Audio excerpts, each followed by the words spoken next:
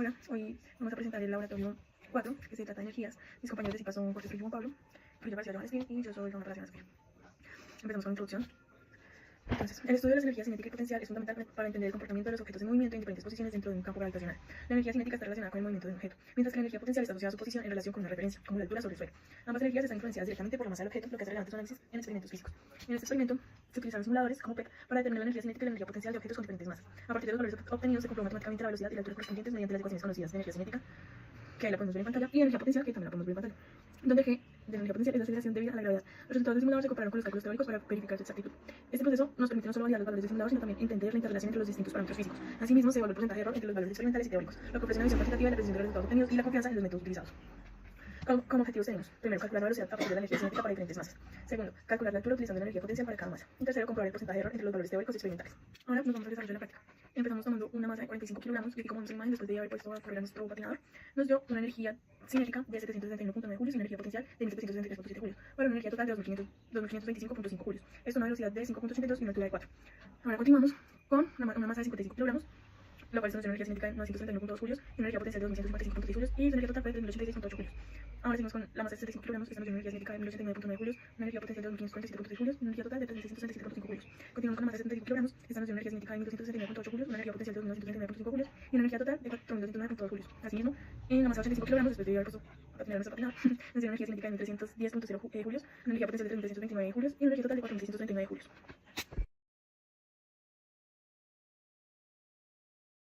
A continuación vamos a hacer la comprobación de los datos de nuestra tabla para las masas 45, 65 y 85 kilogramos respectivamente en su forma matemática. Tenemos ya la ecuación de nuestra energía cinética, así que simplemente reemplazamos el 761.9, que es igual a 1 medio por 45, que es nuestra masa del patinador, por nuestra velocidad al cuadrado. Multiplicamos por todos ambos lados para deshacernos de esa fracción, dándonos 1523.8, que es igual a 45 por v al cuadrado, velocidad al cuadrado. En este momento simplemente tenemos que despejar velocidad al cuadrado de la siguiente manera. Velocidad al cuadrado es igual a 1523.8, que es nuestra energía cinética multiplicada por 2, dividido sobre 45, que es la masa de nuestro patinador, dándonos así 33.85, pero hay que tener en cuenta que este número es el cuadrado, así que le sacamos la raíz, dándonos así que la velocidad al final es la raíz cuadrada de 33.85, que es igual a 5.82. ¿Cómo saben que esto está bien? Vamos a nuestro laboratorio y nos damos cuenta que la rapidez en el punto que estamos tomando es 5.82, tanto así que nuestros resultados están correctos. Ahora vamos con la energía potencial, que es masa por gravedad por altura. En este caso ya tenemos energía potencial que es 1763.7. Entonces simplemente reemplazamos que eso sería igual a 45, la masa de nuestro patinador, por 9.81, la gravedad de la Tierra por altura. En este caso no tenemos la altura, así que la vamos a despejar. Despejamos h de la siguiente manera. H es igual a 1763.7, que es nuestra energía potencial, sobre 45 por 9.81. Esto es 441.45. Entonces te daría 1763.7, nuestra energía potencial, sobre 441.45, dándonos como resultado 3.99, el resultado casi exacto que tenemos en nuestro laboratorio, que nos da 4. Seguimos con el mismo método con la masa de 65 grados. Al igual que en el ejercicio anterior, simplemente tendremos que reemplazar los datos.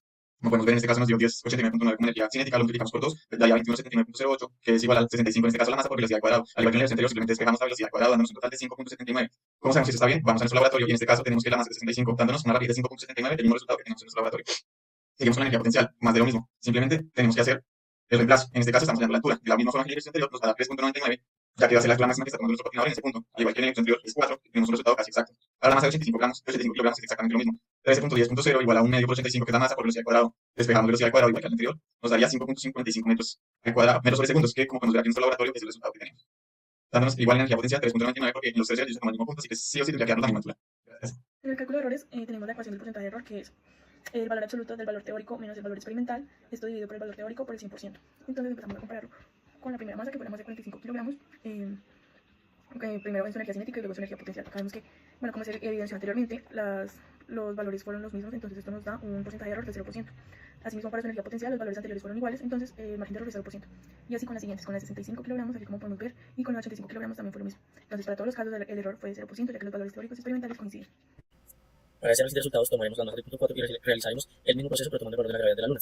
Esto quiere decir que en el simulador PET ponemos nuestra masa, como también acomodaremos la gravedad. Esto nos arroja una altura de 4 metros con una rapidez de 10 metros sobre segundos. Con estos resultados operamos en nuestras ecuaciones y nos arroja una energía cinética de 92,2 joules y una energía potencial de 88,88 joules. Comparados a nuestra simulación PET es casi que nula nuestra margen de error. De igual manera, con nuestra masa de 55 kilogramos, reemplazamos en las ecuaciones energía cinética 1 medio por 55 kilogramos por la velocidad de 2,20, creo que nos arroja nuestro simulador PET al cuadrado, dándonos como resultado 132,8 joules. Y la energía potencial, multiplicamos la masa por la gravedad por la altura, arrojándonos 352 joules de energía potencial.